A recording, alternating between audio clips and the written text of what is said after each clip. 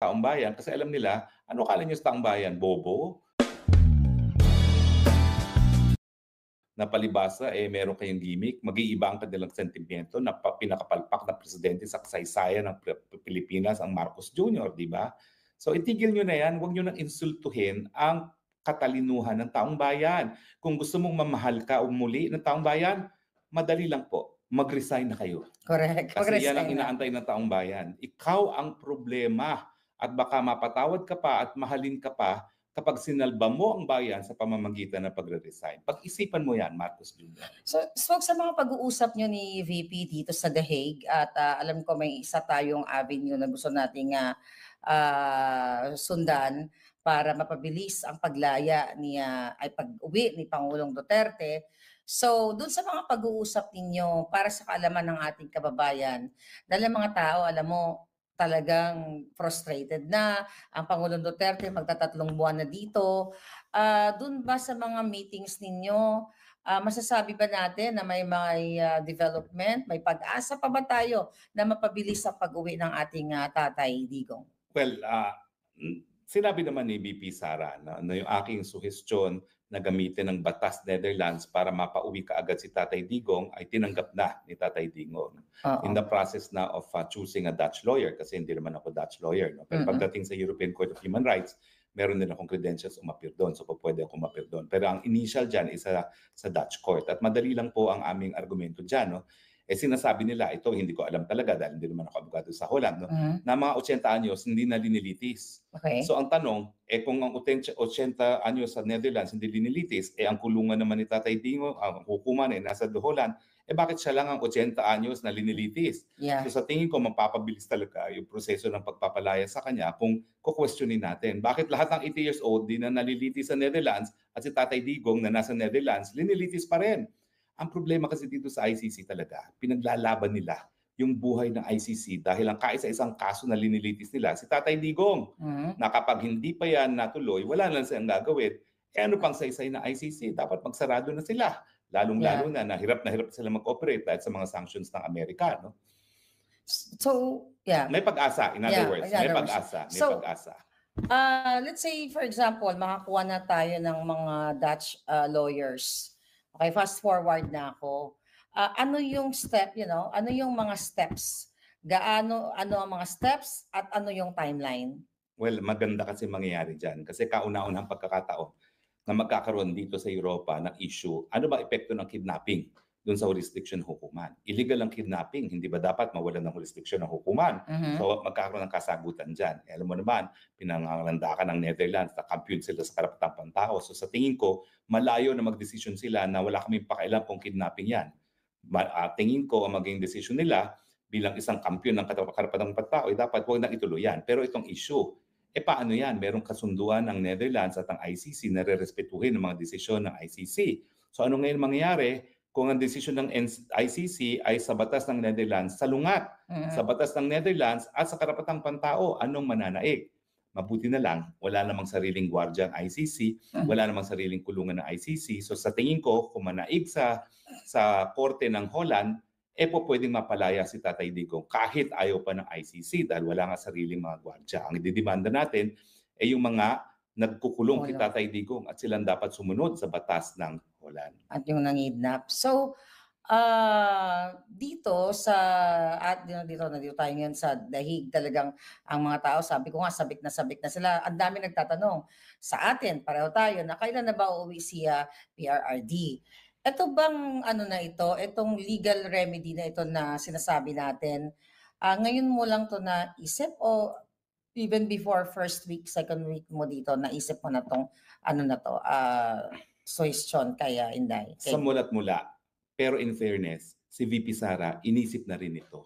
Oh, Sa wow. mula't mula pa. Okay. Kaya lang, ako naman yung gumagalang nung sinabi niya na atupagin mo iyong asylum. Ang totoo Asylum. naman, sa nakikita Yes, nating yes, mga yes. pangyayari ngayon, kung hindi ko naman inatupag ang aking asylum, dedo na ako, nasa kamay na ako ni Tory ngayon. So tama rin yung advice na binigay sa akin ni VP na unahin ko muna yung asylum Asylum ko mo, at ngayong nakaayos na yan, medyo meron na tayong security na hindi tayo mapapa sa ilalim sa kamay ni Torre. No? Pero sa mula't mula, alam na ni BP na teka, walang Yeah. sibilisadong bansa ang tatanggap sa jurisdiksyon kung saan ang akusado ay nakuha sa pamamagitan ng kidnapping. Miski hindi ka nga abogado eh. Sibilisado ba yun na kikidnapin mo para mapanagot sa kanyang di umano yung mga pagkakasala? Eh ano na yan? Eh di lahat tayo mag-kidnapping na lang, di ba? Well, So ano yun eh, miski hindi ka abogado at sinabi ko lang yung proseso na magagawa. Pupunta ka sa Dutch court, hindi po pwedeng baliwalain ng mga gwardyang Dutch at saka ng kulungan na Dutch ang desisyon ng Dutch court. Pero kung hindi manaig dyan, pupunta sa European Court of Human Rights. At yan, napakaganda. Kapag nagkaroon ng desisyon ng European Court of Human Rights, salungat sa desisyon ng ICC. At salungat po yan sa desisyon ng ICC. Bakit? 3 beses na nagdesisyon ng ICC. Wala kaming pakialam. Wala kaming malay namin kung paano nakuha akusado. Importante, bigyan siya ng patas na paglilitis.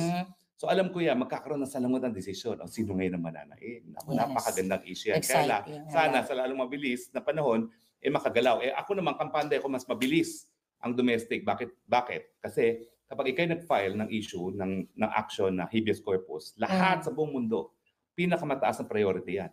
Tignan mo naman sa ICC, matapos ang reading of charges, 6 na buwan bago mag-confirmation of charges. Yung confirmation of charges po yun, nakakulong na ang si Tatay Digong, 6 na buwan, parang fiscal pa lang yun. Meron bang probable cause? Sa Pilipinas, bago ka makasuhan, meron ng probable cause. Kita nyo naman yung tagal na yan. No? Samantalang sa lokal, kapag sinabing, okay, kinakailangan i-release.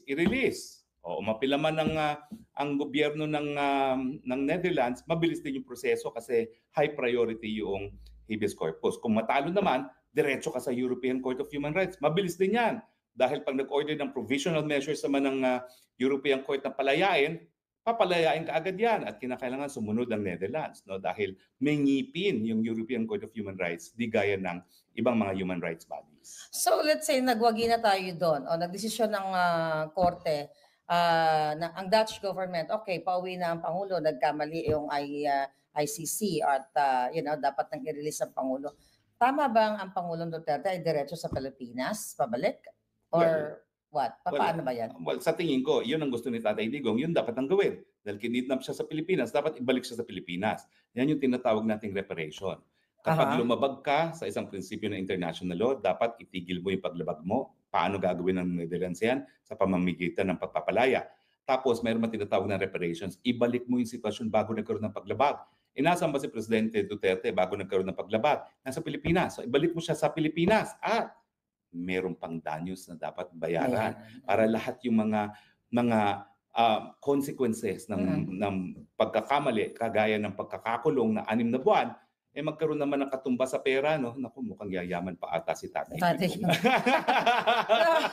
Tatay Digong, alam ko, nakulong ka, sorry ha, pero wag mo kaming kakalimutan. Kapag ikay euros na milyonaryo na, I'm sure bibigay niya yan sa paborito niyang hospital ng mga cancer victims ng mga bata. Oo. Pero ambon na. Pag nanalo tayo sa Dutch, nangangarap na tayo.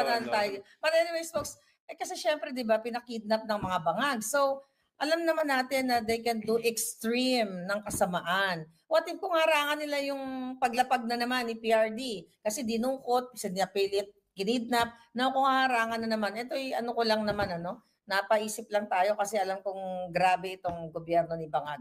Possible ba yon sa tingin mo? Well, anong tingin gagawin ko natin? Magagalit ng taong bayan. Nung una kasi, nakuha tayo sa sorpresa kaya hindi tayo nakapaghanda. Ay kung nagkaroon lang tayo ng pagkakahanda, I'm sure lulusubin ng taong bayan yung tarmang at humiga nang hindi makatake off yung eroplano. No?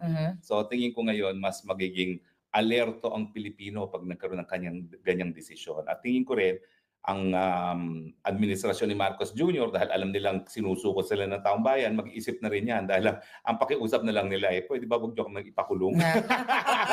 Pero naku, wag kayong umasa na oo, Tatay Digong, dahil talagang yan ang pagkakamali ng unang EDSA, dapat kinulong kayong lahat. Correct. Kaya dapat talaga kulungin ang mga bangag. Pero dahil meron kaming eksena ngayon, kami ay mamamasyal, maging turista kami ngayon. Habang nagingit-ngit at nagpaplano si Jeddah Torre kung paano kami